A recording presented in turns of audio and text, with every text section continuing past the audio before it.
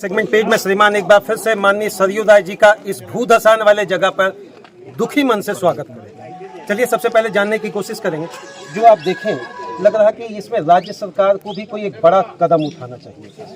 नहीं, यहाँ हृदय विदारक दृश्य है और राज्य सरकार को आगे बढ़कर अपने अधिकारियों के माध्यम से कार्रवाई करनी चाहिए। जो हमारे उपायुक्त होते हैं उनके पास राज्य सरकार आकस्मिकता निधि रखती है उनके जिम्मे पर। और स्टेट स्टेटरी बॉडी की जब हम बात करेंगे तो क्या लगता है कि कोयला वाला जो अधिकृत क्षेत्र है वहाँ क्या बिल्कुल वो अपंग दिखती है क्या कि राज्य का तमाम जो भी नियम हो और अधिग्रहण के टाइम में सबसे पहले उन्हीं को देखा जाता है? जो कोयला क्षेत्र है वे कंपनी का मालिकाना क्षेत्र है। वहाँ की सारी व्यवस्था कंपनी देखती है, CSF लगाए या किसी को लगाए, मगर जैसे ही उनकी बाउंड्री ख़त्म होती है उसके बाद वो सरकार का क्षेत्र है।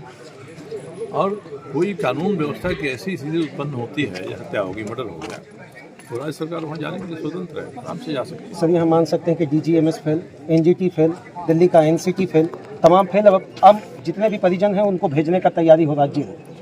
चूँकि आज एक अखबार में छपा जिसमें यह बात रखा गया कि जो भी पत्थरबाजी की है, जो भी किया, कानून को अगर तोड़े हैं तो सजा मिलना चाहिए। इस दुख की घड़ी में इस तरह का एक मैनिपुलेशन थ्योरी क्रिएट करना कितना प्रेशर जनरेट करने का बात है? कानून तोड़ता है उसकी सजा तो मिलनी चाहिए। इसका ये भी तो व्याख्या होगी कि कानून किसने तोड़ा है। कानून क्या है? अब तक यहाँ के शासन प्रशासन ने और BCCL के लोगों ने जितना कानून तोड़ा है उससे अधिक कानून तो गाँव वाले नहीं तोड़ सकते हैं। स्वाभाविक प्रतिक्रिया इनकी है, वो कम से कम हुआ है उतना, और उतना होना गांव वालों की हिम्मत का प्रमाण है या उनके दुख का प्रमाण है कि इतना दुखी हैं वो कि भरोसा खत्म हो गया है। तो अच्छा, तमाम पार्टियां अब एक बात पूछेगी कि सरयू राय जी जब भी इस तरह का धनबाद में कहीं घटना घटते हैं तो आते हैं, अपनी बात रखते हैं। अब सत्य चाहे जो कुछ भी हो, तारांकित प्रश्न के माध्यम से अपनी बात रखेंगे। क्या यह एक मुद्दा सवाल बनकर ही मर जाएगा या वाकई भी हक के लिए कुछ संसदीय कार्य भी आगे बढ़ेगा? देखिए, संसदीय कार्य में जो विधानसभा लोकसभा है उसमें जो सदस्य है वह तो यही कर सकता है कि सरकार का ध्यान आकृष्ट कर सकता है, सरकार क्या गलत कर रही है, क्या करना चाहिए वो नहीं कर रही है, इसके बारे में बता सकता है। इसी में हम लोग सवाल पूछते हैं, ध्यान आकर्षण में, सब में। मगर दुर्भाग्य की बात है कि धनबाद जिले से विधानसभा में गलत रिपोर्ट जाती है, तथ्य वो छुपा कर जाती है। इसीलिए मैंने यहाँ के उपायुक्त पर प्रिविलेज मोशन डाला है कि इन्होंने गलत तथ्य प्रस्तुत किया है हमारे सवाल के संदर्भ में। ये बात आपने पूछा है? हाँ, मैंने पूछा है, कारण बताओ। नोटिस उनको गई है, नोटिस का जवाब दिया उन्होंने, जवाब मेरे पास आया, फिर मैंने लिखा है कि इस जवाब में भी गलतियाँ हैं, जवाब में तथ्य को छुपाया गया है। इसलिए बेहतर होगा कि उनको आप विधानसभा में बुलाइए, प्रिविलेज कमेटी के सामने खड़ा करिए कि प्रशासन के लोग क्यों विधानसभा में गलत जवाब दे रहे हैं। सर एक चीज़ आप देखेंगे, विस्थापन की बात को लेकर दीपक बिधवा जी बोले, पूरा लड्डू बटा, पूरे राज्य में इस बात की रख दी गई कि आयोग बन गया, गठन हो गया, अब विस्थापितों के घर पे जाकर दरवाजा खटखटाकर उनको हक दिया जाएगा। तो दीपक बिधवा जी का बात केवल एक महज मजाक समझ ले या कागजी पन्नों में एक साइन करने का एक सिस्टम था? नहीं, देखिए, विधानसभा के बाहर जो नेता हैं वो ज़्यादा बोल देते हैं। अब इसका मतलब कि बिधवा जी को आयोग क्या है और आयोग के पास शक्ति कितनी है, क्या कर सकता है क्या नहीं कर सकता है, ये उनको पता नहीं है। आयोग की तरह है और ये आयोग केवल अनुशंसा करता है सरकार। किसी आयोग के पास ये ताकत नहीं होती है कि वह कुछ कार्रवाई करे। आयोग केवल सरकार को अनुशंसा कर देता है।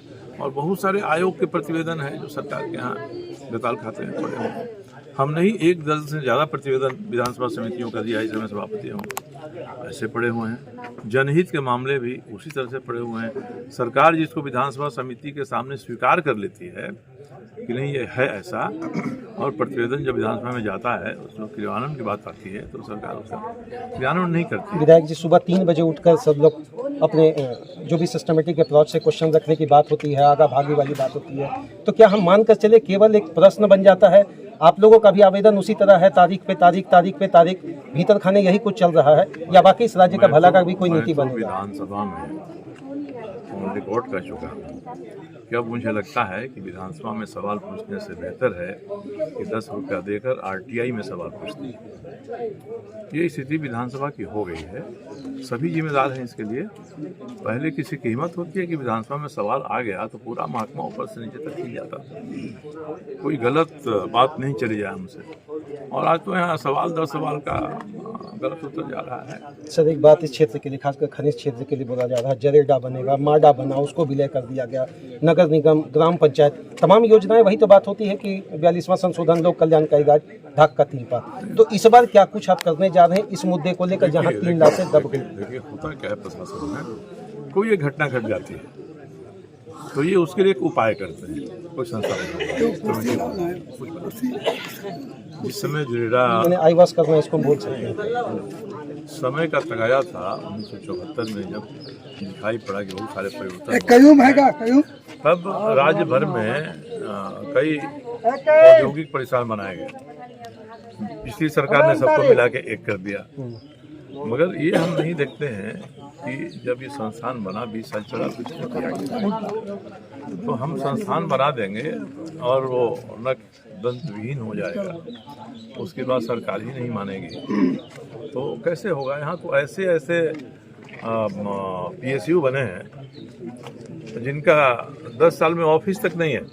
हमने अपने विधानसभा से नोटिस भेजा, लौट के आ गई, इसका ऑफिस ही कहीं नहीं। और ये ऊर्जा विभाग से संबंधित है आयोग। तो मुख्य रूप से मेन काम है कि जो मंत्री परिषद बना है, मुख्यमंत्री बना है, उसको अपने हिसाब से अपने सलाहकार को चुनकर जो काम करना है उस काम को करवाना चाहिए, और जो नहीं हो रहा है उस पर कार्रवाई होनी चाहिए। ये नहीं हो रहा है तो प्रशासनिक व्यवस्था ही लुंज पुंज हो गई है और संविधान के प्रावधान के हिसाब से नहीं चल रही है। जब चुनाव आता है तो हम लोग कुछ घोषणा कर देते हैं, मैया सम्मान, फलाना चिराना, और ऐसे बात उठा देते हैं, बारी का, भीतरी का, इनका उनका, जनता एकमत हो जाती है, वोट दे देती है। अच्छा विधायक जी एक बात बताइए, क्या माननीय मुख्यमंत्री जी इस पर जिस तरीके से राजनीति की घेराबंदी विपक्ष पक्ष के बीच में किए हैं, क्या झारखंड का भला इसमें दिखता है या वाकई आम जनता के लिए भला काम और भला दिख रहा है?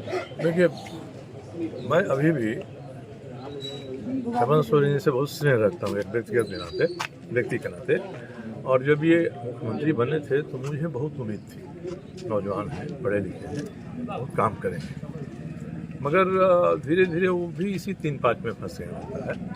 अभी भी मैंने उनको मिलकर कहा था कि आप नौजवान हैं, आपके सामने काफ़ी अवसर हैं, और जो राज्य जैसा झारखंड राज्य है उसमें या तो आप मुख्यमंत्री रहिएगा, नहीं तो नेता प्रतिपक्ष रहिएगा। मतलब रहेंगे जरूर, 2 में से एक तो आपके लिए पूरी जिंदगी ये आरक्षित है, और दोनों में बहुत कम अंतर होता है, मुख्यमंत्री, नेता, प्रतिपक्ष। तो इसलिए आपको हिम्मत के साथ जनता के हितों के लिए काम करना चाहिए। एक अंतिम प्रश्न के साथ वाइंड अप करेंगे। सर पेशा कानून बन गया, 5वीं अनुसूची की बात कह दी गई थी और क्षेत्र अंकित नहीं किया। जिस जगह पर आप खड़ा हैं यहाँ भी जो जितने भी व्यक्ति का मौत हुआ वो भी ST से जुड़े हुए थे। अगर इसको अनुसूचित के अंतर्गत पेशा का सिस्टमेटिक अप्रोच के साथ तमाम हर एक घर जहाँ भी रहता है वो पेशा में आता तो क्या नियमावली में एक पॉजिटिव सेंस मिल सकता था? के बारे में बहुत गलतफहमियाँ हैं, और जो प्रचार हुआ है, हम लोग जो कहते हैं कि पेशा हो गया तो क्रांति हो जाएगी, ये पेशा की समझदारी नहीं है ऐसे लोगों की। सरकार तो जानबूझ के कुछ बड़ा बनाकर कहती है, पेशा क्या है? पंचायती राज एक्सटेंशन एरिया में नहीं है, मुझे लगता है शायद नहीं है, शेड्यूल एरिया में पंचायती में आते हैं, शेड्यूल एरिया में। शेड्यूल एरिया बना नहीं, इस राज्य में 16 जिले ऐसे हैं जहाँ आदिवासी लोगों की संख्या बहुत है, तो उसको शेड्यूल एरिया घोषित किया गया है। तो 2 भाग हो गया, एक शेड्यूल एरिया, एक नॉन शेड्यूल एरिया। तो जब पंचायती राज लागू हुआ तो जो नॉन शेड्यूल एरिया में तो पंचायत एक्ट वैसे लागू हो गया। अब जो शेड्यूल एरिया है उसमें पंचायती राज का एक्सटेंशन कैसे किया जाए, यानी उसके नियम कानून में क्या क्या कुछ अलग डाल दिया जाए, इतना ही है। ये पंचायत का ही काम है शेड्यूल एरिया में। मैंने एक लैकुना मान सकते हैं क्या संवैधानिक स्तर पर, जहाँ नहीं, पर जो संविधान ने ही तो कहा है कि भाई जो शेड्यूल एरिया है या ट्राइबल बहुमत में है उसके लिए पंचायती एक्ट में उनको कुछ और अधिकार दे देना चाहिए। और जगहों पर जो अधिकार मुखिया को नहीं है उससे ज़्यादा अधिकार इस एरिया के मुखिया को मिल जाएगा। तो ये केवल इतना ही है। अब जितना प्रचारित किया गया राजनीतिक लाभ लेने के लिए, जनता को पता नहीं है। शेड्यूल एरिया लगता है कि जैसे कोई नई चीज़ आ गई। संविधान ने इतना ही कहा है कि पंचायती राज कैसे काम करेगा शेड्यूल एरिया में, वही पैसा है।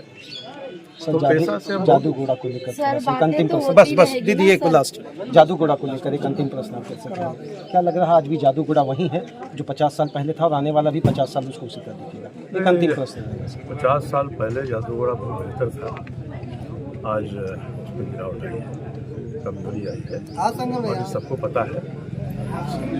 तो राज्य सरकार का भी कई बार अनावश्यक हस्तक्षेप होता है और ये जो लोग हैं जो राज्य सरकार केंद्र सरकार ने नियम बनाए हैं कि ऐसे चीज़ों पर हम कैसे कंट्रोल करेंगे, उसके लिए नियामक संस्थाएं बनाई गई हैं। राज्य प्रदूषण नियंत्रण बोर्ड, केंद्रीय प्रदूषण नियंत्रण, एकदम सीधी के बराबर है।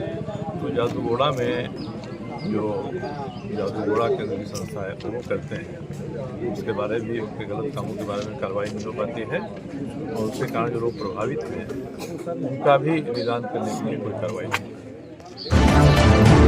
क्या बोले जी?